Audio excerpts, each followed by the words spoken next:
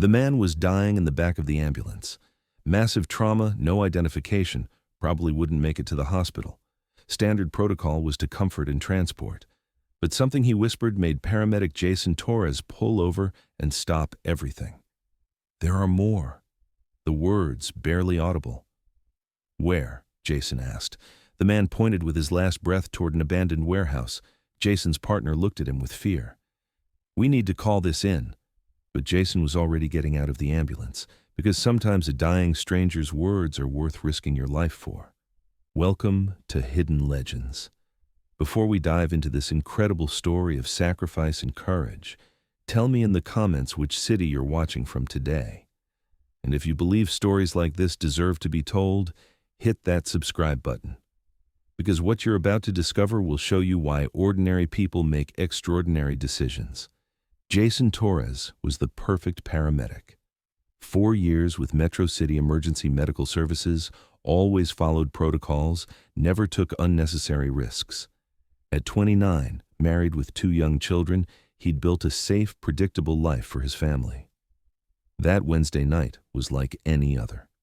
He was working the night shift with his partner, Michelle Garcia. Michelle was 26, 3 years as a paramedic. Their partnership was seamless. Jason provided experience. Michelle brought energy.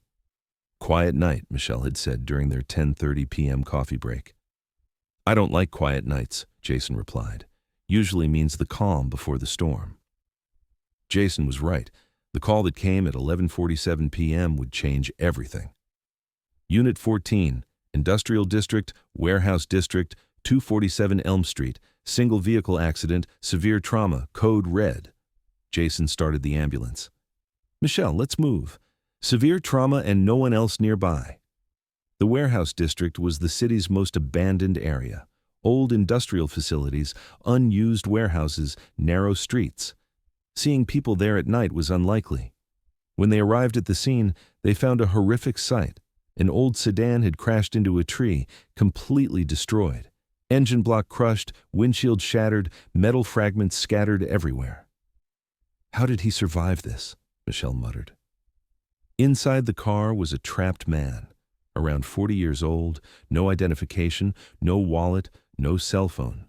Severe blood loss, low consciousness level, weak pulse. "Major trauma," Jason said during assessment. "Internal bleeding, possible head trauma, multiple fractures. I'm not sure this man can make it to the hospital." The fire department arrived, extracted the man from the car. Jason and Michelle transferred him to the ambulance, trying to stabilize his vital signs. "Hospital's 15 minutes away," Michelle said. "Does he have a chance?" "I don't know," Jason replied, "but we'll do everything we can." As the ambulance sped toward the hospital, Jason stood by the man's head. 4 lines, oxygen, bleeding control, routine procedures. But then something non-routine happened. The man opened his eyes. He was barely breathing, struggling to speak. Jason initially didn't think it was very important. "Stay calm," Jason said. "You're safe. We're taking you to the hospital." But the man was trying to say something different. His lips were moving, but no sound was coming out. Jason leaned closer. "What are you trying to say?" the man whispered with great effort. "More. More." "More what?" Jason asked. "People ... The man was struggling to breathe. "Warehouse at there." Jason froze. "What do you mean?" "Which warehouse?" The man pointed with his last strength through the broken glass toward the outside. Green warehouse, 285 Elm. Save them." And with those words, his heart stopped. Jason immediately began CPR, but it was too late. The man died. Nobody unknown, identity unclear, but his last words echoed in Jason's mind. 285 Elm Street, Green Warehouse, save them. When they arrived at the hospital, Jason gave the routine report. Unknown identity, vehicle accident, severe trauma, lost en route. The doctor nodded, signed the documents. "Jason, let's head back," Michelle said in the ambulance. "Long night." But Jason was thinking, 285 Elm Street, Green Warehouse, more people. "Michelle, wait. That man said something in his last words." "What did he say?" "He said there were more people in a warehouse at 285 Elm Street," Michelle frowned. Jason, the man was dying. Could be confusion, hallucination. What if it's not? Jason, what's protocol? Report such suspicious situations to police. It's not our job. Jason knew Michelle was right, but something was bothering him. That last look in the man's eyes, not helplessness, but pleading. Let's just look, Jason said. Let's go to 285 Elm Street. Just look. Jason, what are you doing? This isn't even our district. 5 minutes, Michelle. Just 5 minutes. Michelle hesitated. She'd known Jason for 4 years. He never violated protocol. But tonight was different. Okay, but 5 minutes. Then we call police. When they arrived at 285 Elm Street, they found a large, green-painted old warehouse. The surroundings were completely silent, streetlights not working. Building appeared abandoned. Jason, this place is like a ghost town, Michelle said. There's nothing here. Jason got out of the ambulance. Let's just look. They walked around the warehouse, doors locked, windows closed. But at the back of the warehouse, a small door was half open. Michelle, look, this door is open. Jason, let's not go inside. This is illegal. But Jason was already looking inside. Dark, silent, appeared abandoned. Hello? He called. Anyone there? No response. Jason, let's go. Just as they were about to turn and leave, they heard a very faint sound, like someone moaning. Jason turned. Did you hear that? What? They listened again. Yes, there was a sound. Human sound. Moaning sound. Michelle, someone's there. Jason pulled out his flashlight, entered the warehouse. Michelle reluctantly followed. Inside was much larger than expected. Old machines, abandoned chairs, cardboard boxes. But the sounds were coming from the back of the warehouse. When they directed the light toward the sound, what they saw shocked them. At the back of the warehouse were 5 people, 2 women, 2 men, 1 child, all tied with ropes, mouths taped, semi-conscious. My God, Michelle exclaimed. Jason immediately sprang into action. First woman, around 30, weak but present pulse. Second man, in his 40s, signs of dehydration. Child, 8 to 9 years old, scared but alive. Michelle, call 911. Police, fire department, more ambulances, multiple casualties. Jason, what's happening here? I don't know, but these people could have been here for days. No water, no food. This is a kidnapping case.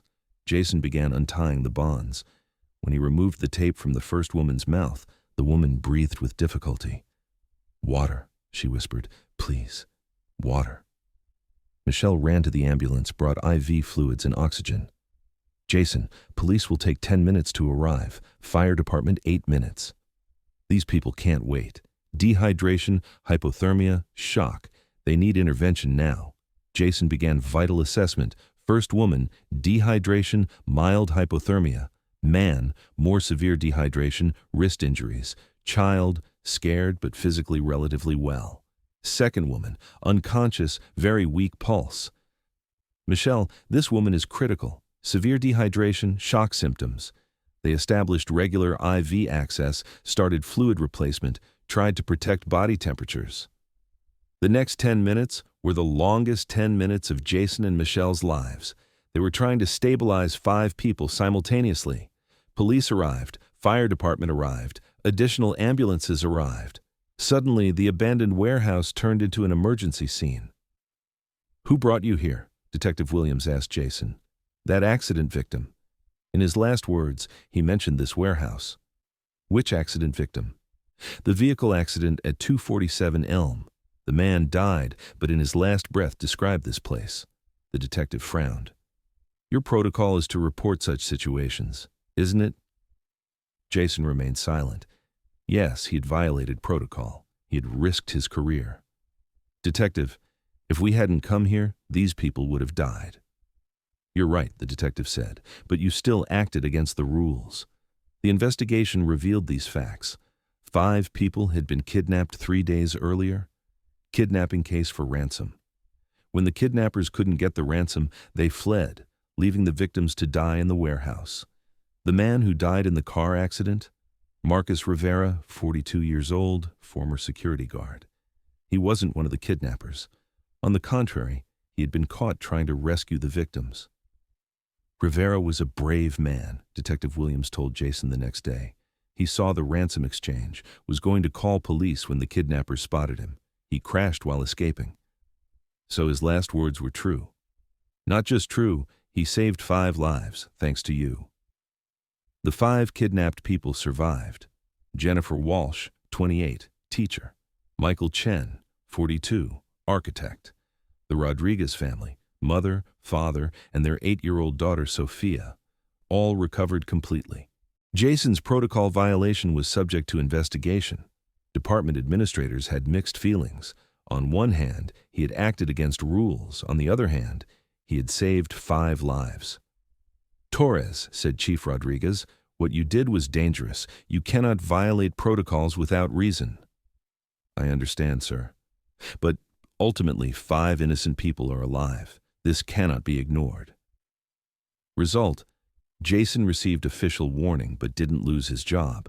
The department created new protocols, dying victim information protocols, how to evaluate last information received from dying persons.